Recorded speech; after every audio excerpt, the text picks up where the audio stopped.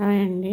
ఇవాళ ఉదయం మా ఇంట్లో చేసిన వంటలు చూపిస్తున్నానండి. మా వారి క్యారేజ్ కోసం అన్నం వండానండి. అలాగే పప్పుచారు పెట్టానండి.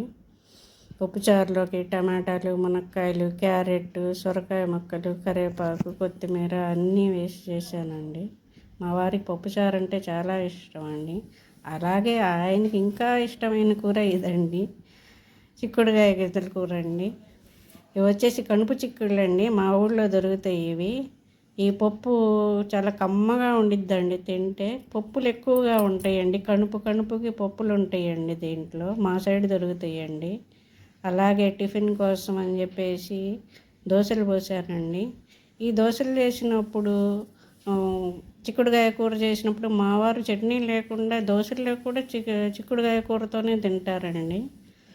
అలాగే డ్రాగన్ ఫ్రూట్ ఇచ్చి పంపిద్దామని చెప్పేసి ఎలా కొయ్యాలా అని ఆలోచిస్తే ఇలా కోసానండి. చూడండి ఎలా ఉందో, పింక్ కలర్ రెక్కలు, పువ్వులాగా,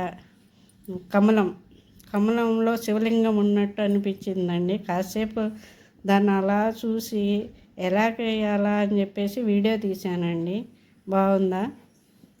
అలాగే ముక్కలు కోసిన తర్వాత చూడండి ఎలా ఉందో, పింక్ కలర్ తామర పువ్వులాగా వాటిల్లో వైట్ కలర్ ముక్కలు పెట్టేసి.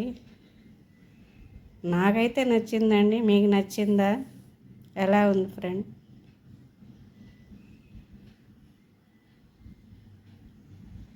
చూస్తుంటే నాకు ముచ్చటేసి వీడియో తీశానండి. ఇవన్నీ మా వారికి క్యారేజ్ కట్టి పంపించానండి.